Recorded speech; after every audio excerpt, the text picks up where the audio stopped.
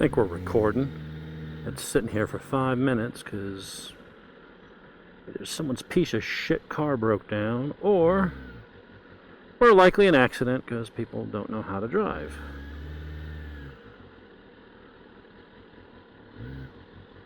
I see people milling around. There's cops. It's like, how hard is it to drive? Let's see. Oh, of course. Someone smashed into somebody. I gotta try to drive. Oh, hello. Damn. She cute. Diesel spilled all over the goddamn road. Oil or something. So how does someone do that? I'll go, I mean, that's a weird place to have the side of your car smashed in and then the trailer all cattywampus.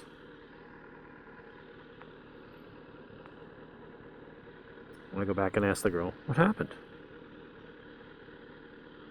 Anyway.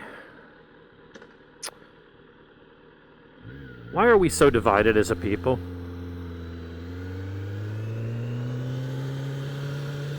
That's what I'm wondering. Political, but not arguing for one side or the other necessarily, although I'm sure I'll drift into that at some point. But I feel like with every passing day, we're just more and more divided. And at first I used to think it was like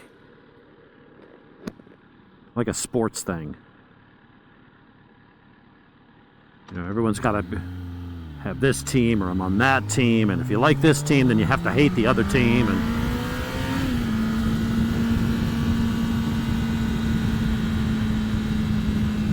But I don't know, as time goes on, I start to think that maybe it's more than that.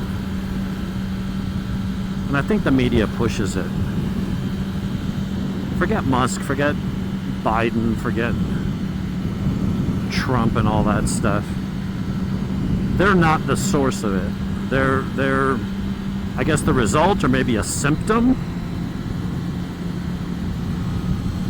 I don't know. A lot of us didn't like Bill Clinton. I mean, as a guy, he seemed okay, but, you know. A lot of us didn't like what he was doing as president. But there wasn't like this hatred and the vitriol. There wasn't like this just non-stop smear campaigns and everything else.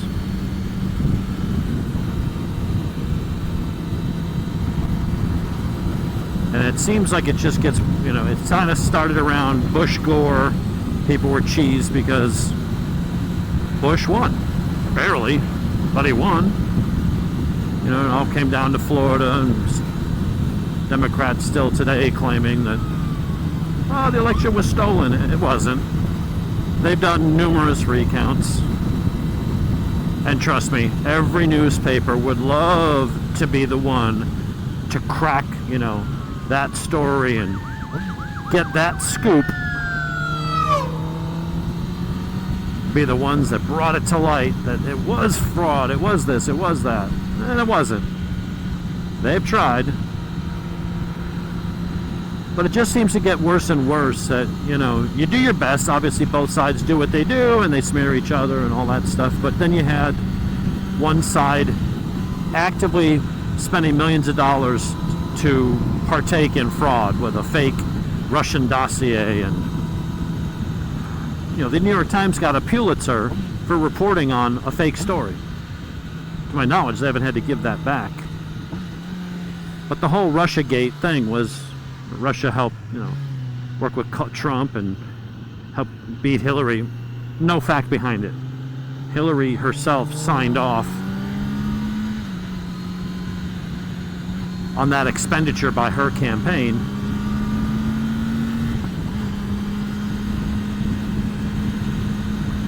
And I feel like the media is just, I don't know, it's just, I know it's easy to say, oh, the media, like a blanket statement, but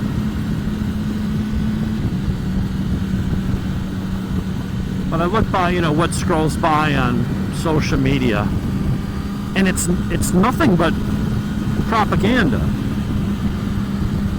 And I don't see as much coming from my side. Most of what I see is anti-Trump, anti-Elon, whether it's sponsored corporate stuff or it's quote-unquote people, bots, who knows. But it's the same stuff that are, I've been seeing a lot lately, about taxes. It's not fair that the rich make billions and people can't afford groceries. And it's like, what does one have to do with the other? Well, they need to pay taxes. They already do. They pay most of them. No, they don't. Yeah, they do. Here's the IRS website. Read it. Yeah, but they got all these tax holes and tax shelters and and after all of that, even if you take into account all those ways for them to save their money, they still pay the majority of all the income taxes, by far. Half of America, the 50% that does all the complaining, pays a combined 2.3% of the federal income tax bill.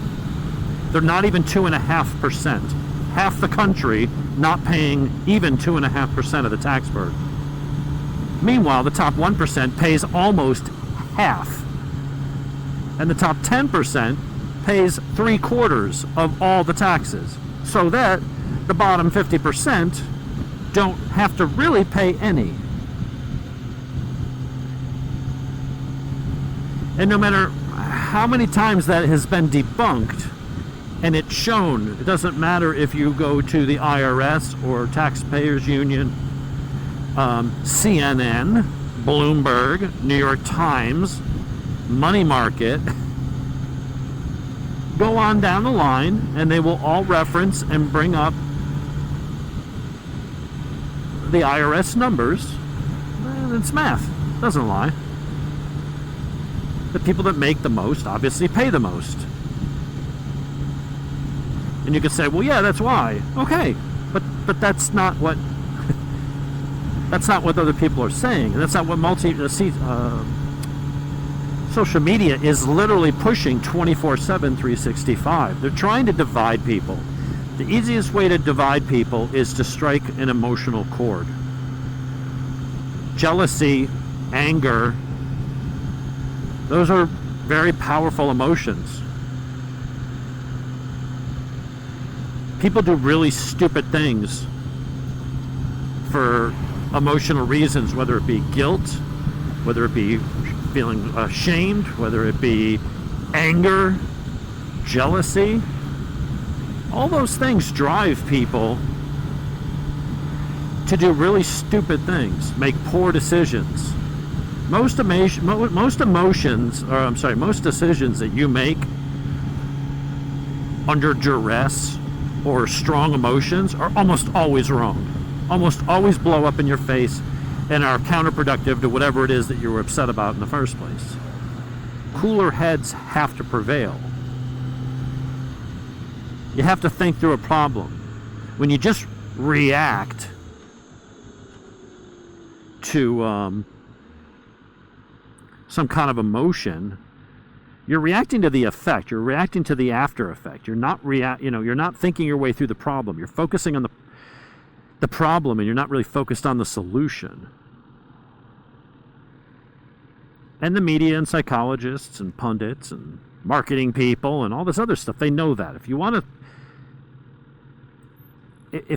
to sway people's opinions based on logic and rationale, that's only going to work on a minority of people. The people that understand the logic and the facts and can do math and stuff, they don't need to be told. They already know. They already get it. Whether you're on this side or that side, the fact-based people are already on board with whatever it is. Because the facts speak for themselves.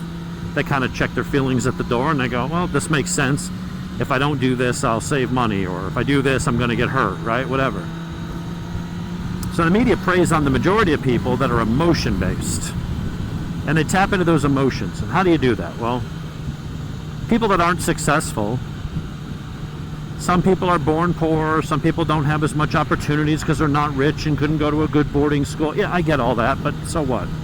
Some people are born much better looking and don't have to try as hard in school because, girls like them or boys like them and give them a free pass and Other people are born really smart. They don't have to study. They don't have to really apply themselves. Things just come easy to them.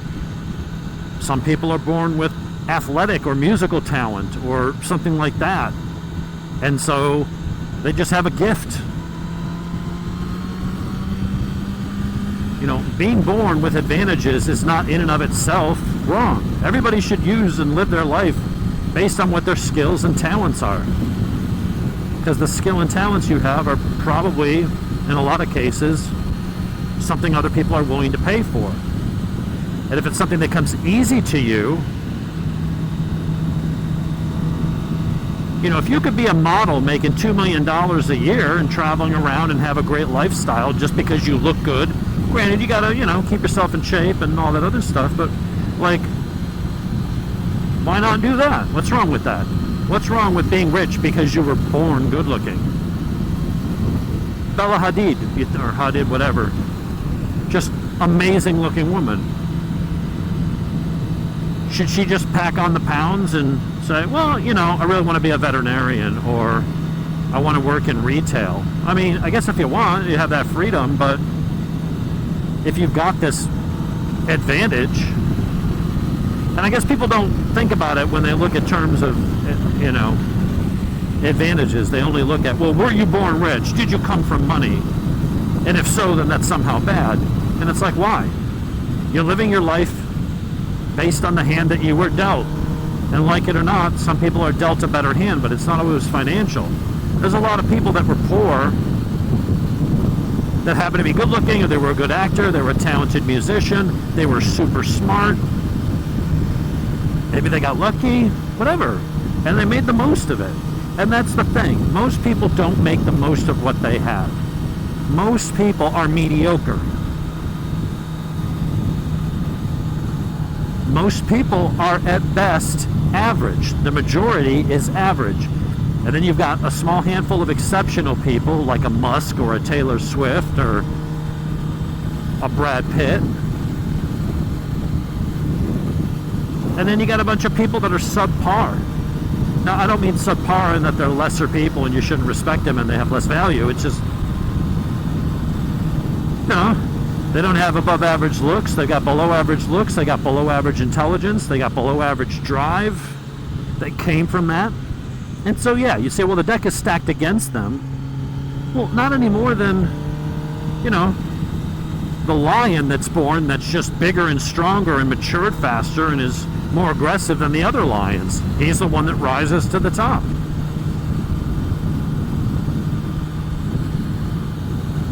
This isn't just people. This has to do, you know, in the wild, more often than not, when there's an offspring that's born that has a defect or a problem, the mother knows that instinctively, and on a good day will just kick it out of the nest or out of the litter. On a bad day, might eat it. Because nature itself doesn't forgive subpar. That's not how evolution works. That's not how, you know, Darwin's theory of evolution and survival of the fittest. Humans are the only ones, for the most part. I mean, you can find, an exception here and there, but realistically, humans are the only exception to that rule. We take the least fit and we prop them up and help them along and subsidize them and hold others back so that they aren't as far behind in comparison. Like, humans are the only ones that try to preserve and encourage weakness, which then if you do and they go far enough, they reproduce, and whatever qualities made them weaker in the first place get passed on. Some of it might be genetic, some of it might be their upbringing and environment. But humans, we do this to ourselves. And I can say, well, it's because we're compassionate. Yeah, those are all good things. But from an evolutionary perspective, we are counter-evolution. we are not survival of the fittest. The fittest do tend to survive, and they might rise to the top. But we also really delete the whole gene pool and everything down for by preserving, the weakest and promoting them. And I'll give you an example. Cancer rates, super high on the rise. And you can say, well, it's because of all the chemicals and it's this and that. Yeah, those are all contributing factors. But here's another one that nobody wants to talk about. A lot of times, kids or people that got cancer at a young age 70 years ago would have died. Leukemia, lymphoma, all those kinds of things that kids get, brain tumor, or as a teenager, or you got testicular cancer and lost your balls and whatever. And you would have been taken out of the gene pool prior to you maturing and getting married and having kids. Because we do everything we can to save everybody we can. And I'm not saying don't help cancer kids. I'm not saying that. But doing something that we feel is compassionate and noble does have a dark side, does have a detriment to the rest of society. Because people, a lot of cancer is based on genetics. And you can inherit a higher likelihood of developing cancer. And so if you would have died, that gene would have ended with you. But because we prolonged your life and put it in remission for 20 years, you grew up and had a couple kids and then died from it. Well, we just bred that propensity or likelihood for that cancer into the gene pool into future generations. And then they go on, and maybe the person they go have a family with has that and also has done the same thing. And so while we're getting better at treating cancer, we're also inadvertently ensuring that we're going to have to treat it. I'm not saying not to treat cancer patients. Let's be clear. But it is an example of even something with the best, most pure, compassionate, and noble intentions can have a really, really profound negative impact on society. There's a trade-off. If you let people die of cancer, then more people die of cancer before they have a chance to breed and pass on that genetic likelihood to have cancer. Or you treat them, save them, prolong their lives, and then they go and breed more cancer into the gene pool. Nobody wants to talk about that because it's uncomfortable, and we all know somebody who has cancer, or we might one day have cancer, so we don't even want to think of things in those terms. But there's a price to it, whether we want to admit it or not. The animal kingdom doesn't have that. Look at different dog breeds. If a dog got cancer or, dogs were born sickly, the mother would kill it or push it out of the litter and nature would take its course. But because we'll pay $5,000 to prolong the life of a puppy, because it's emotional, we love our puppy. We hate seeing things in pain. And by treating it, it makes us feel better about ourselves. Which in and of itself is not bad. It is selfish, but that just because you're doing something to make yourself feel better doesn't mean you're not also helping someone else. Again, it's not an automatic negative when you say the word selfish, but we're doing it because it makes us feel better because we don't want to see an animal in pain, especially if it's ours and we have an emotional bond. So we will do things and spend lots of money or make decisions based on emotion that go contrary to Mother Nature and evolution and all that stuff.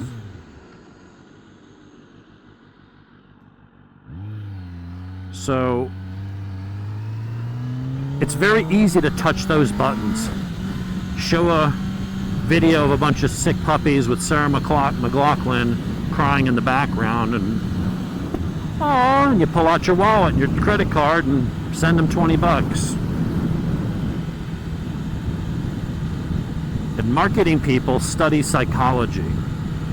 They study what buttons to push to get a desired response out of people, to get them to buy the product, to get them to vote a certain way, to get them to, if you don't win the vote, well, how do we throw this up to thwart the one who did win, to make him look bad so that maybe the title shift back in our favor. It's a never-ending game. Every day, every one of us is bombarded with propaganda. And you could say, well, Fox News. Okay, Fox News is conservative. Who else? It's them. You can say, well, there's Steven Crowder. Okay, yeah, but they're all kind of affiliated with Fox. I mean, it's basically, you got one news outlet on the right, and then a couple, podcasts. And then the rest of the media is left of center to extremely left.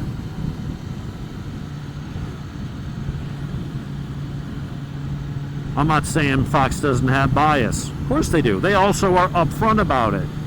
All of the people that are on the show, the Sean Hannitys, the Peter Doocy, all those people, they tell you what they're about. They tell you what side they play for. There's no attempt to deceive. Oh, we have no personal bias. Of course they do. And they admit it. They own it. And that's why I at least respect them, because they're upfront about it. They don't tell you. Most on the left don't tell you what they believe. Most on the left don't tell you, the people in the media, what side they're on. It's obvious. We know what side they're on. But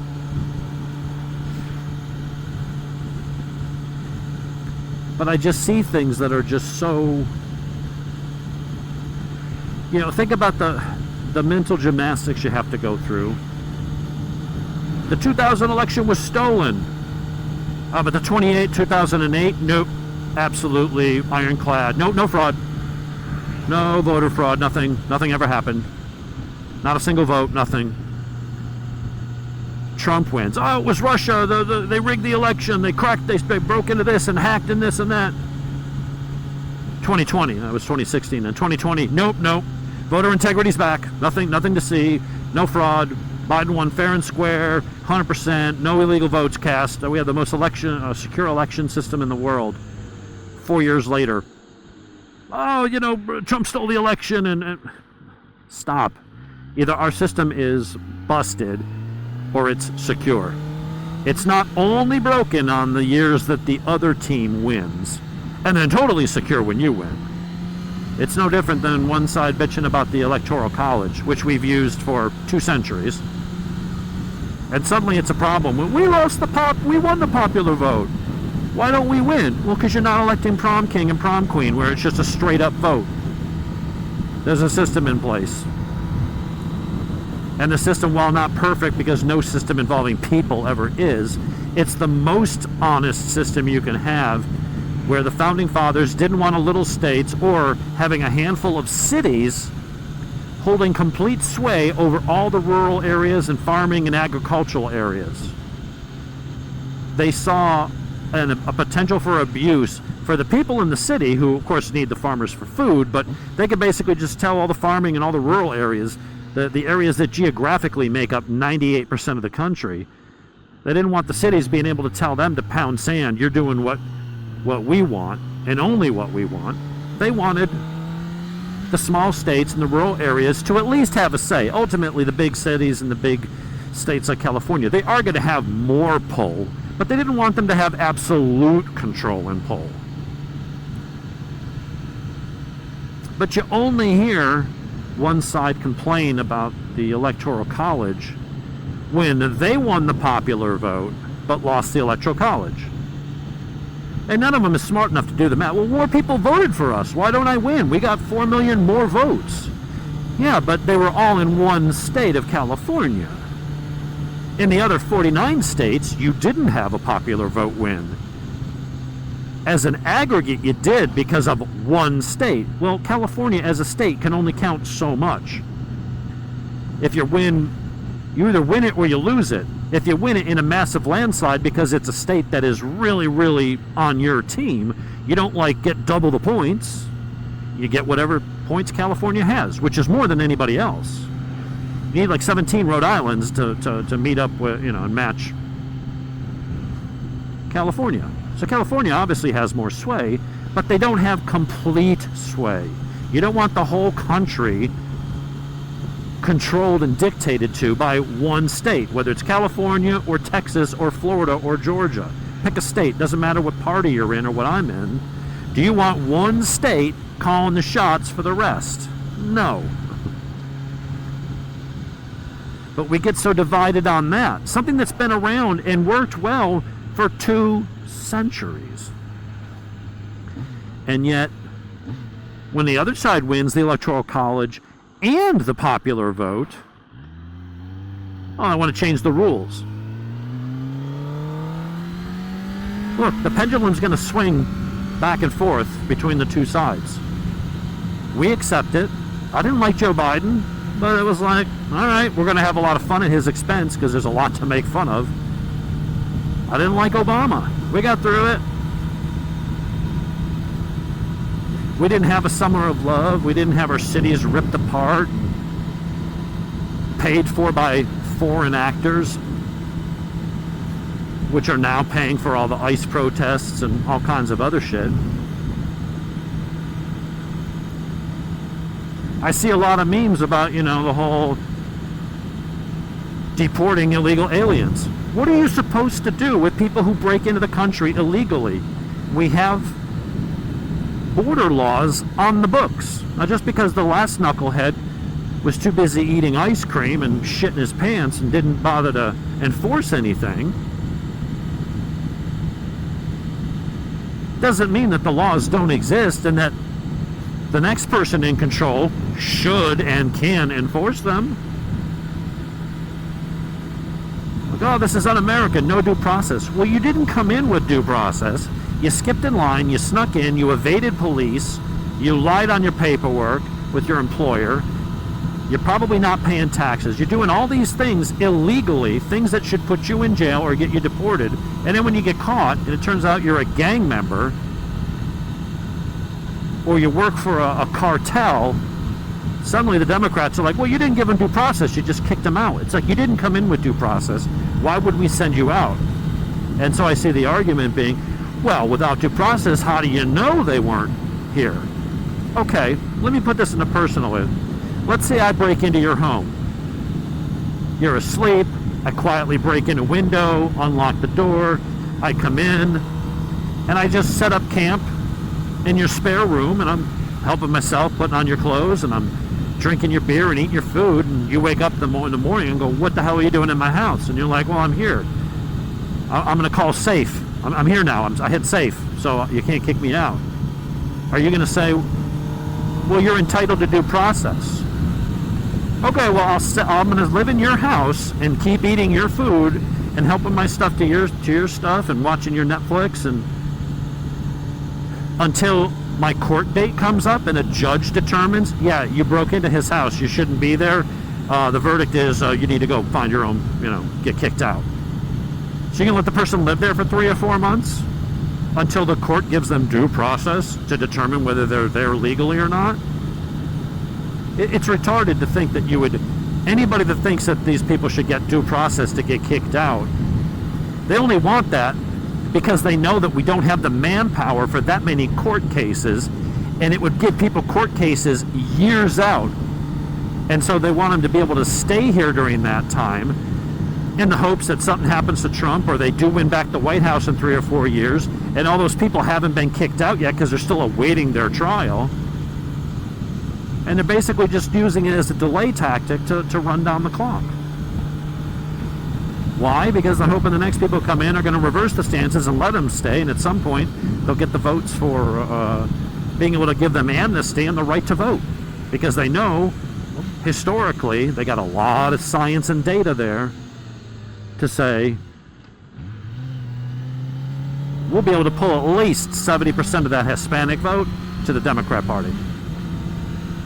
And because so many of them are in southern states, Why do you think they freaked out when you sent them to New York and Chicago? They don't need them up there. Those are already blue states. That was the outrage when they sent them to Martha's Vineyard in New York and Chicago and San Fran and LA. They're not outraged that the illegals are being in the country. They just don't want them to be sent to blue states because those states are already blue. They know the toll it takes and how much money it costs to feed and house and school 11 million immigrants. You're talking billions and billions of dollars. They don't want it coming out of their budget, first of all, but they're more than happy to let it come out of Texas or Arizona or Florida's budget or Georgia's budget. You know, they don't mind it impacting a red state negatively. But they also don't want them there in a blue state because it doesn't benefit them when it comes to the census data and congressional redistricting. And if they're ever given the right to vote, it doesn't benefit them to extra win a state that they've already won. Those are wasted votes. If you're going to have Democrat votes and you're going to have a pick up, let's say, you know, half of the 11 million that came in end up qualifying for some kind of amnesty and are given the right to vote, and then you got 70% of those people are going to be Democrat voters. You don't want them in New York. You don't want them in Illinois. You don't want them in California. You've already won those states. You've already got those electoral college votes locked up. It'd be pointless. You want them in Georgia to flip a state that's close to the middle because of Atlanta. You want to flip it back blue. You'd want it in Florida. You want them in Texas. You want them in the border states that are red, so that the influx of a couple million Democrat potential voters would flip the red state blue. That's the hope. That's why they freak out. They don't freak out that they're in the country. The Democrats only took notice of illegal immigration when Texas and Florida started shipping them north. Then it became a crisis, and we can't handle all that. And all of a sudden they're saying all the shit that the red states have been saying for 20 years. And on that, we're supposed to be divided. Why is anybody divided on whether people should have to come here legally or not? If you laid out the logic of it and people saw the true cost of it, and here's the law and here's what it costs the average taxpayer, because we got to house them, we got to do this, it increases crime, that has a cost, we got to increase cops, all the stuff that goes into that. You can't just throw 300 kids into an elementary school system. Now you got to build a bigger school. Well, what the shit does that cost? How much more your property taxes going up to cover that? Oh, and most of them, because they don't have enough money, now they qualify for school lunch and dinner programs and breakfast and everything else, and we got to pay for that. We got to pay for their health care when they go to the ER and don't have any insurance. These are people that often are not paying taxes. So they're not contributing. And you can say, well, they're doing jobs we don't want to do. Yeah, maybe. But that doesn't mean that it's a net positive. It's still it might offset the negative, but it's still a big net negative of having them all here. And when you got someone that's a verified by multiple judges, as well as the Venezuelan government and intelligence agencies, and the guy's got a goddamn MS-13 tattoo, why are we divided on that? Why are we arguing about it? How does one form an intellectually sound argument that's fact-based that says, yes, we need to keep MS-13 gang members and gangbangers here in this country that are here illegally? How do you even make that argument? Well, you don't know that he is. Yes, we do. It's been confirmed. That's why he's in prison in Venezuela. Not because we don't have the authority to send someone to a Venezuelan prison. We kick them back to his country of origin, and they're like, great, this guy's been on our wanted list, and he's a gang member, and they toss him in jail. That's what you do with gangbangers and cartel members and rapists and all kinds of stuff. you put them in jail.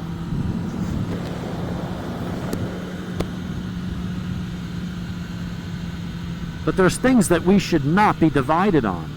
The welfare of our own citizens.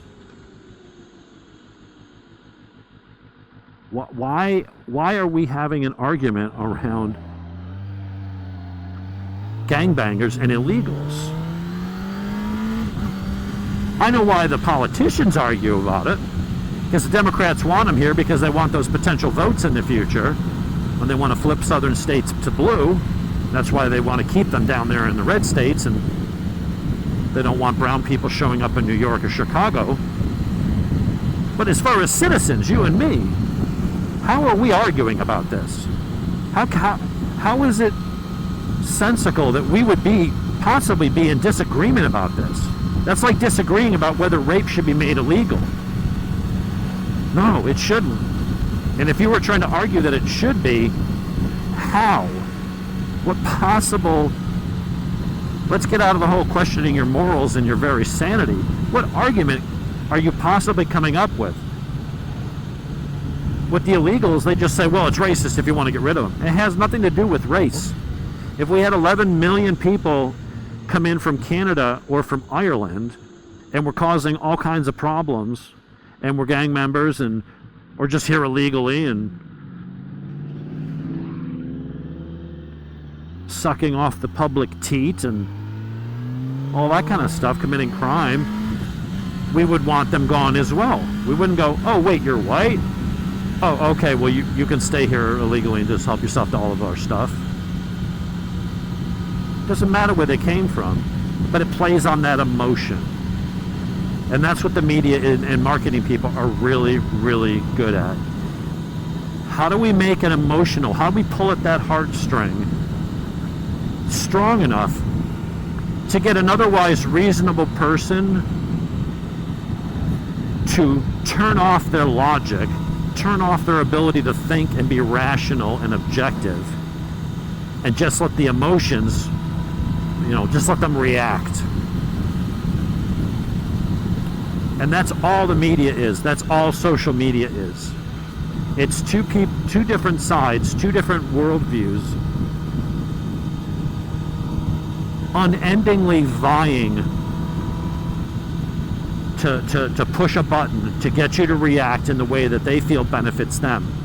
The Republicans will push the button of, these people here are kicker jibs, or they're costing us money. Now, those happen to be factual, but it's done in a way to have you outraged, make you angry. Anger is an emotion. Anger is an energy. Always remember that. The great John Lydon. Anger is an energy. And it's a very powerful one. It causes people to do, stupid things, just like jealousy, greed, anything else. So, my side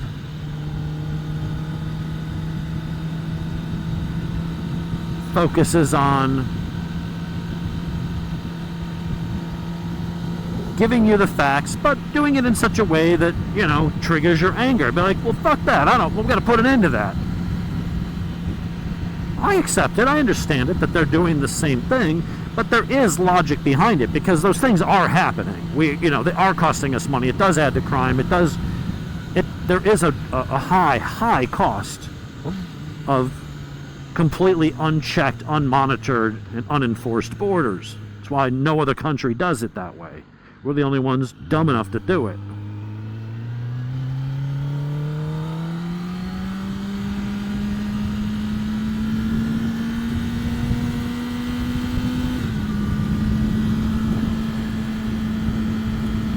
But the other side just does it in other areas. They just, they'll pick a different emotion.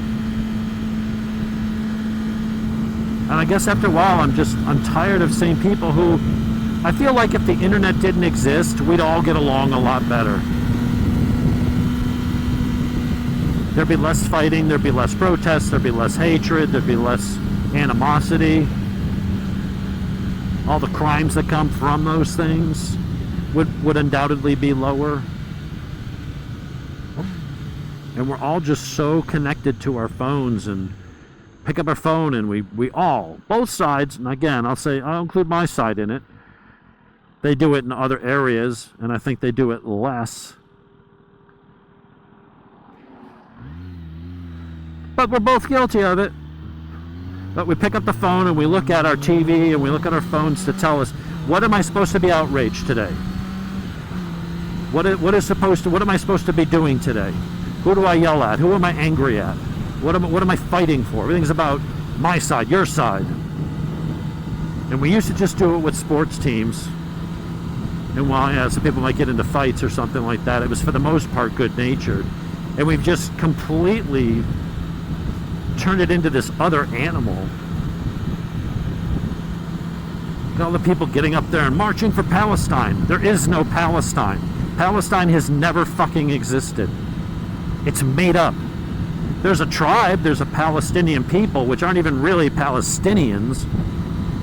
It's a bunch of refugees and misfits from Egypt and Jordan and other countries. And those countries didn't want to deal with them because they're a problem. So they pushed them into Gaza, let Israel deal with them.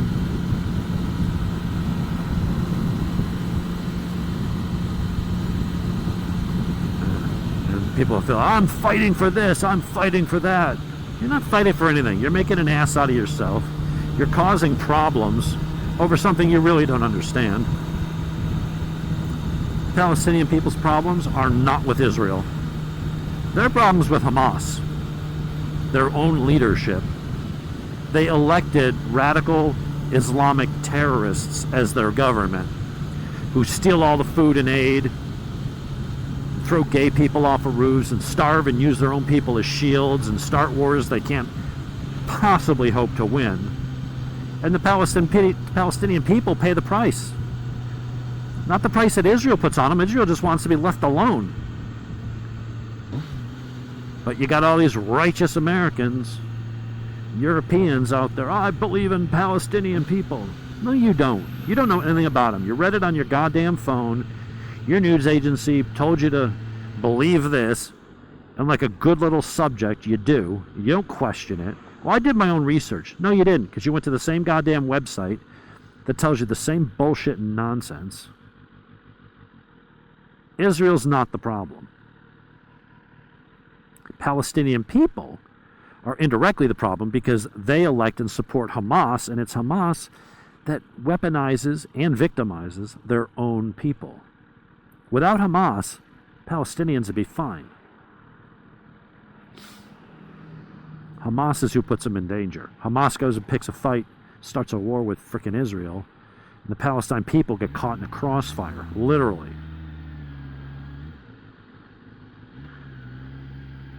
But we got to be divided on that. I stand with them, I stand with them. You don't do shit. You sit there on your phone and you post a goddamn meme. You know what? If you stand with Israel, with Palestine, if you really believe that this was a genocide and Israelis are just, the Jews are just itching to kill Palestinians and you stand for them and you're going to fight for Palestine, then you know what? Go over there and take up arms and fight. Go to Gaza. Go volunteer. Go actually support them. Go actually fight for them and see what happens. Everybody's got a virtue signal and put it on their phone. Oh, look, see, I'm a good person. I made the politically correct post that's popular today.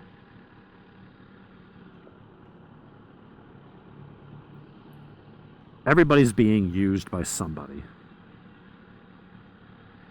Back to the thing about people talking about taxes. The rich got to start paying taxes. I'm tired of paying. It's like, dude, you make $47,000 a year. You pay $4,000 in taxes during the year, and you get most of it back in a refund. Shut up. You're not paying that much in taxes. Here's what the rich pay. Nuh-uh. Well, according to the IRS, going back decades, say this. They just don't care. They just hate the fact that other people have money and are successful and seem to have an easy life, and they don't.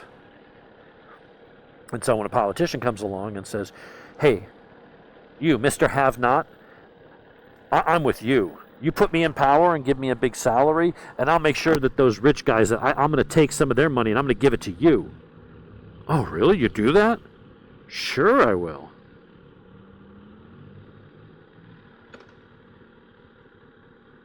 If you stand up and say, guys, I get it. It sucks that some people are rich. It sucks that some people are better looking. It sucks that Tom Brady's good looking and talented and now rich as a result of it because he could throw a freaking ball around.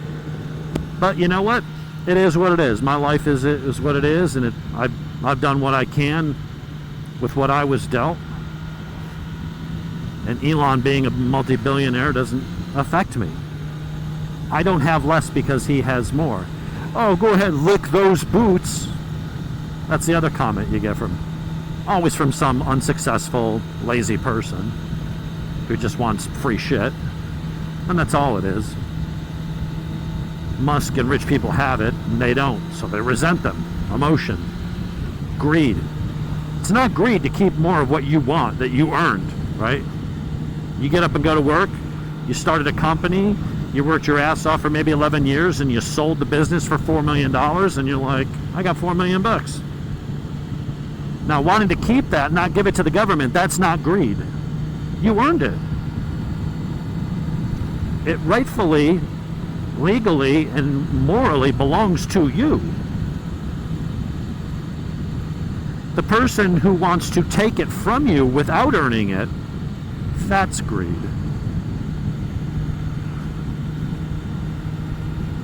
Wanting something that someone else has that you didn't earn and aren't willing to earn for yourself, that's greed. Not wanting to protect. If you work hard and buy a nice house and you don't want someone just moving in and taking it away from you without your permission, that's not greed. Why is it greed when it's your money versus your car versus your house? It's not. It's perceived that way because your television told you it should be that way. And the people on the TV told you that because they know that you're stupid enough to believe it. And then when someone like me points out and goes, have you actually looked at the tax code and what the average rich person pays? Like, here's the breakdown. It's not one side or the other. It's math. I mean, the IRS makes the data public every year. And that becomes simping. Oh, you're simping for Musk. Well, you're simping for big government and politicians. Why is one better than the other? Well, CEOs are just corrupt. Why are they corrupt? Because they have so much money. What do you know about them in their life? I mean, if you caught them embezzling, okay, you're right. But most don't. So if they earned it and had a good idea, became a strong leader and grew the company and were compensated for that, do you really think that a CEO is more prone to greed or corruption than a politician? Do you think that a CEO earns his money less than a politician? How much does a politician actually work? You know, they get up there and dictate what we should do with our lives while giving themselves some sweet back office deals. And suddenly someone who makes $175,000 a year is worth $4 million on a public salary. You don't think there's greed? You don't think there's fraud? You don't think there's shenanigans going on? Honky, please. But that's part of that divide. Well, when I simp for a government official, that's not the same as you simping for Musk. Isn't it? If simping is defending or taking the side of someone other than yourself, why does it matter if it's a politician or an athlete or a CEO? What's the difference? Well, Musk is a Nazi. No, he's not. Never been a Nazi. Never done anything Nazi-ish. Well, did you see the salute? Yeah, I saw Cory Booker do it this weekend on video. Same thing. Hand to heart, and then throwing his hand out to the crowd. Exact same movement. And suddenly you're like, well, Cory Booker just did the because that's now apparently the Nazi salute. Like, wow, the media's going to have a heyday with this. Crickets. Crickets. Nothing.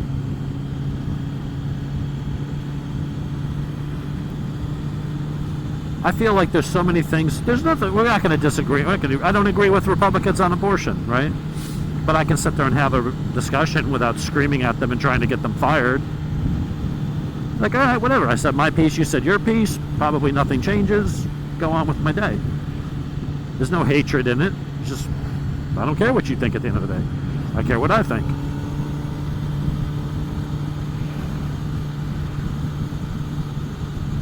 But it is alarming that people have lost the ability to sit down and have a rational discussion. They just want to shout and hope that, they win the argument because they shouted the loudest. When have you ever won an argument with your wife, or if you're a woman, with your husband by just yelling louder than him or calling him more names? Has that ever actually won you the argument? I'm guessing no. Probably just made things worse.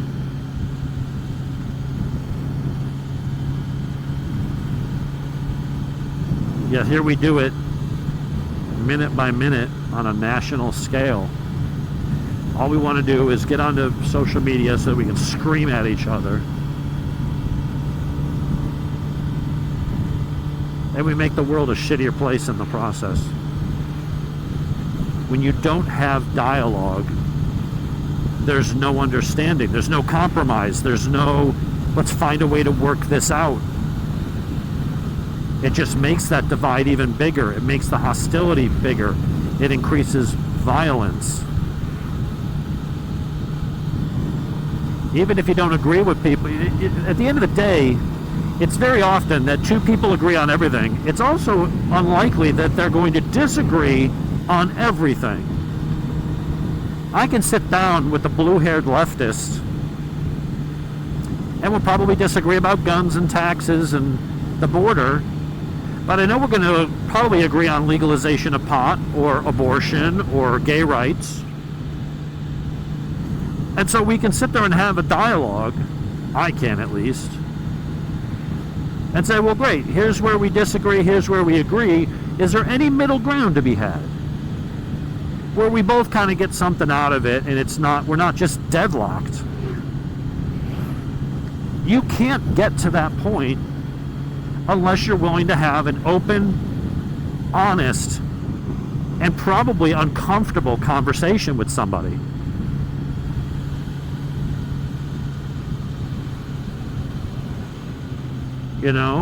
That's part of it. I mean, you might have to say something that makes someone else uncomfortable. You might have to accept the fact that they're going to bring something to light that you're uncomfortable with. That's okay, but because so many people are told that their feelings matter more than the facts, and it should be wrong for someone to hurt your feelings. I'm sorry. I won't go out of my way to hurt someone's feelings, but I'm not going to let my desire to not hurt your feelings outweigh the facts or the reality of the situation. There are real problems, the world or your relationship or your job or whatever, that you got to deal with. And you don't solve them by just being emotional and pretending the problem doesn't exist. It's got to be a kick to the gut to find out you just got a cancer diagnosis. And maybe you hate the world. Maybe all these emotions, and you're faced with your own mortality and fear, uncertainty, has got to just absolutely rock your entire being to its core. However, you got to focus on your lifestyle changes and the treatment and stuff. I mean, you have a problem to fix, and sitting around moping about it isn't going to make the cancer go away. It's not going to make our national debt go away. It's not going to make the looming threat of China go away. It's not going to make the problem at the border and the crime and the fentanyl deaths and everything. You know what I mean? Yeah, we're human. We got to deal with emotions and process things. But at the end of the day, you still got to deal with the problem. And so many problems in life don't and can't care about your feelings. Some of them are inanimate. Cancer doesn't reason with anything. You got to cut it out. You got to blast it with chemicals and radiation, and hopefully your treatment is stronger than the cancer. When you're dealing with other countries, yeah, it'd be nice if we all get along and everyone's happy, but if you got China stealing our intellectual property and flexing to take over Taiwan and doing a bunch of shady shit, at some point, you got to put the law down. Slap them with some tariffs. Hit them in the pocketbook. Get them to come to the table and go, fine. All right, we'll give up some area here. We'll not do that as much anymore. Sometimes you got to, arm wrestle them to the table to get them to comply. Well, but we don't want China to be mad at us. I don't give a shit if they're mad at us, as long as they behave. At the end of the day, do you want feels or do you want results? I want results. Now, it'd be great if I can get results and feel good about things. But if I've only got to pick one, if I got to say, well, do I want to feel good or do I want to actually be healthy and be well? I'm going to be well. And I'll figure out the feelings part later. But it doesn't help me to feel good if I drop dead.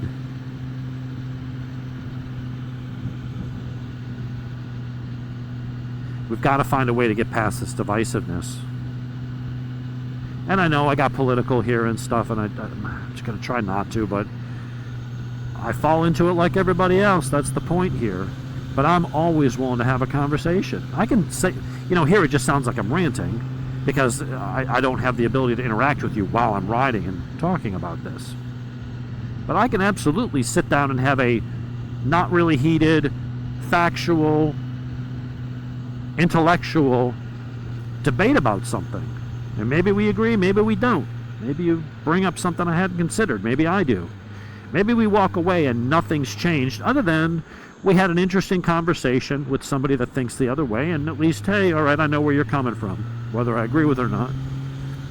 But I feel like too many people aren't able to do that. They pick their side, they pick their tribe, and it's us versus them.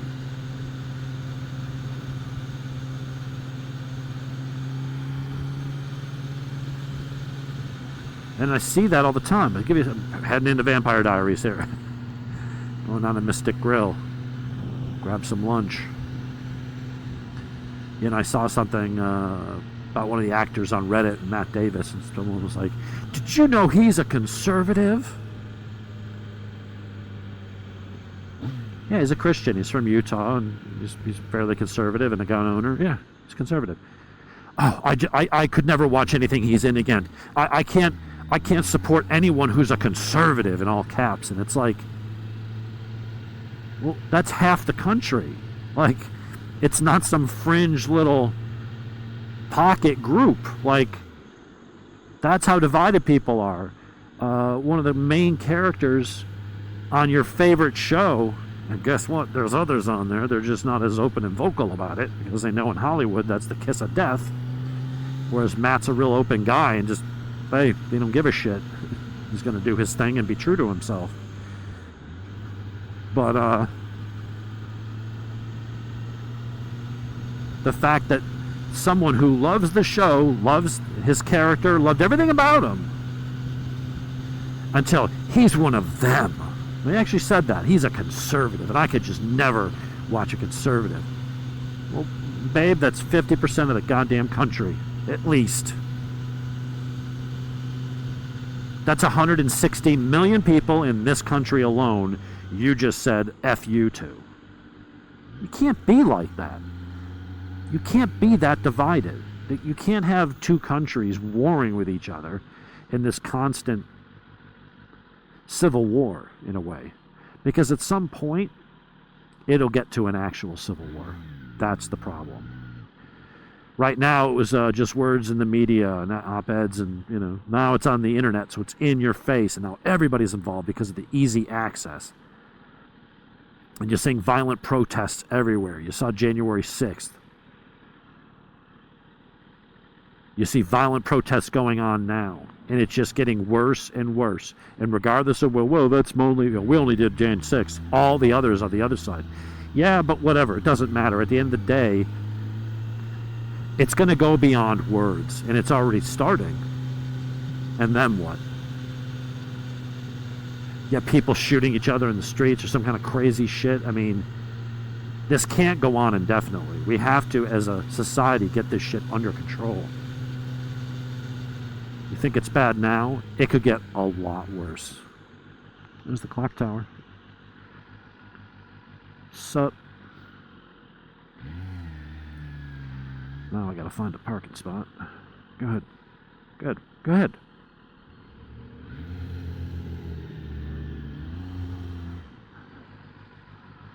Yeah, I just kind of went the wrong way. That's all right. I got primo parking right up front. All right, everybody. But that's my problem. It starts with words. Might not end there. And I don't want it to go that way. I love my country. I love our way of life. It ain't perfect, but I wouldn't live anywhere else. And I sure as shit don't want to see it go the way of the Roman Empire or others. Got to find a way. We're not going to agree on everything. It's okay. Find the things we agree on and go from there. Try to work things out. Just attacking each other and all this other shit that goes on. Fuck, that goes the lens of my sunglasses. Anyway, we'll talk to you guys later.